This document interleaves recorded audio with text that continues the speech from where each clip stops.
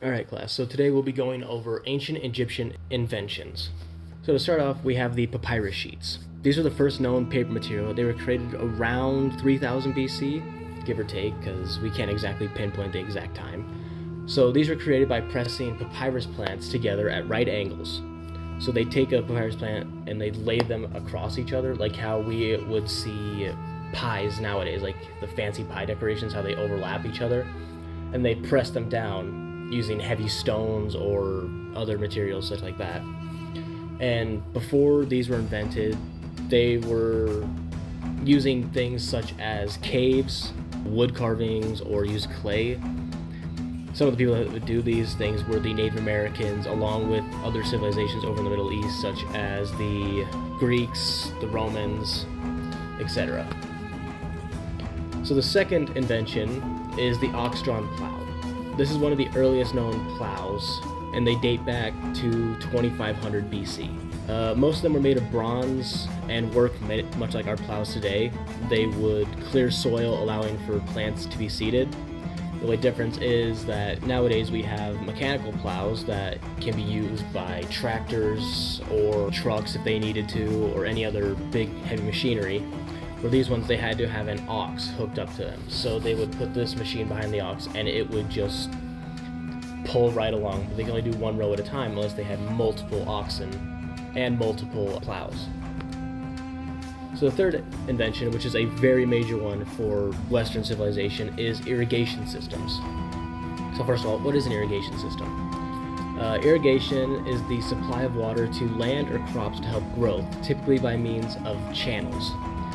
So this was pioneered back in 3000 BC by the Egyptians, who lived on the Nile River. So they would have to design things to help get the water out of the river so that they weren't being attacked by things such as the Nile perch, Nile crocodiles, or hippos.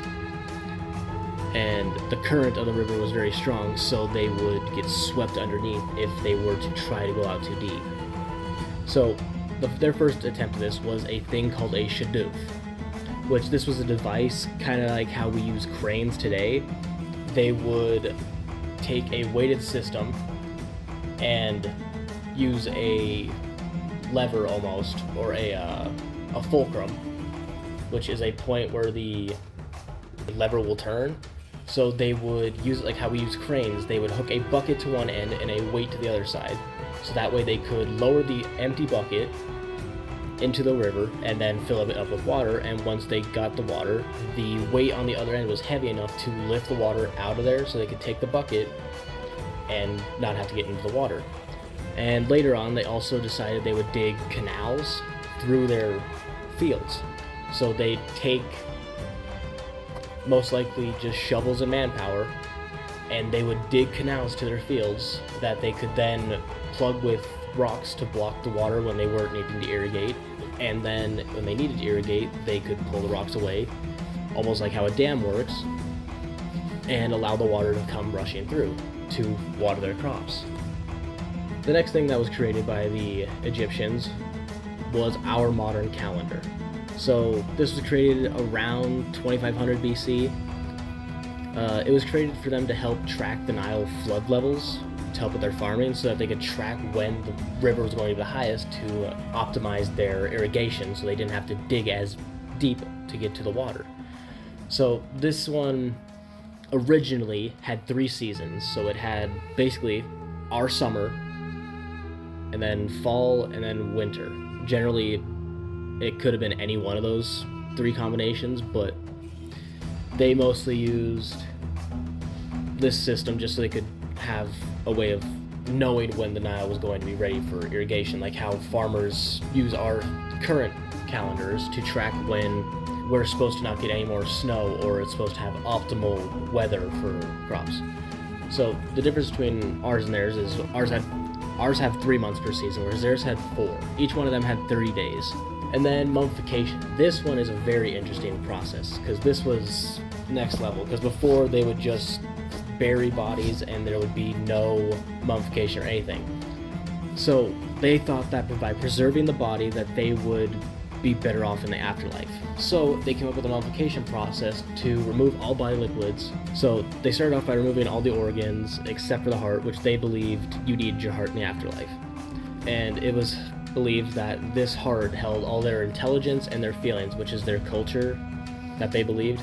They did this because they believed that the body was home of the soul, and if the body was destroyed, the soul would be lost. So they would take and clear out your body just so that when you were finally laid to rest and buried, your body wouldn't decompose as most do today, where we have found mummified bodies back from when the Egyptian culture first started this, and their bodies still have some skin on them, whereas if you look at any of our modern ones, a lot of our bodies just decompose down back to the bone, but their mummification process was so advanced that it allowed them to preserve their bodies for much longer. So another one of the interesting ones that I found for inventions was bowling.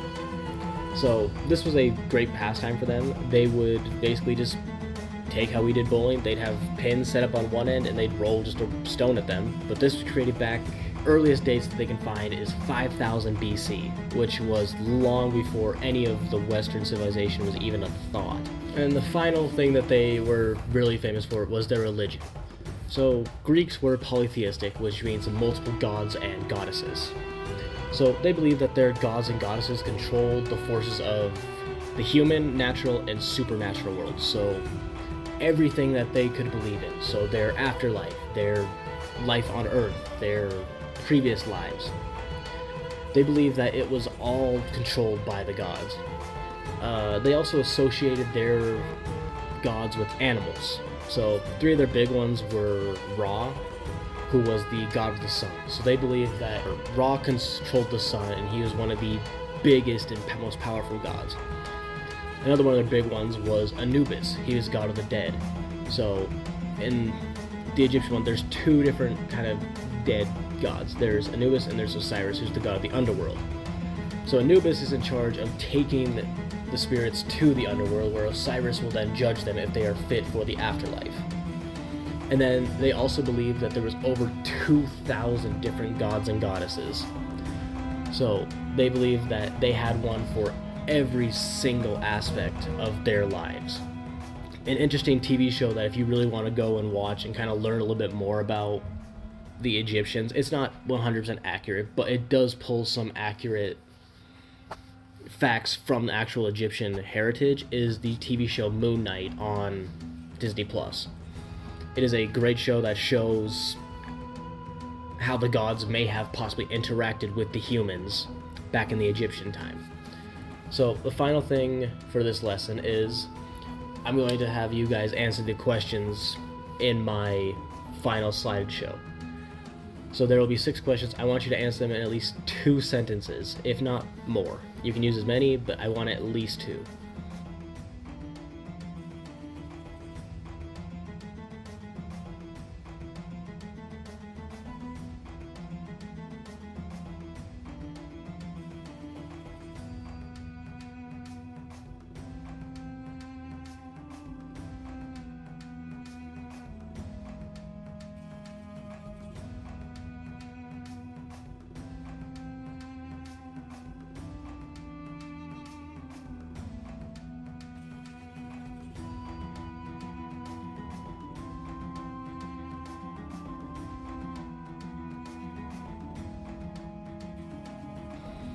Alright class, that's all for today.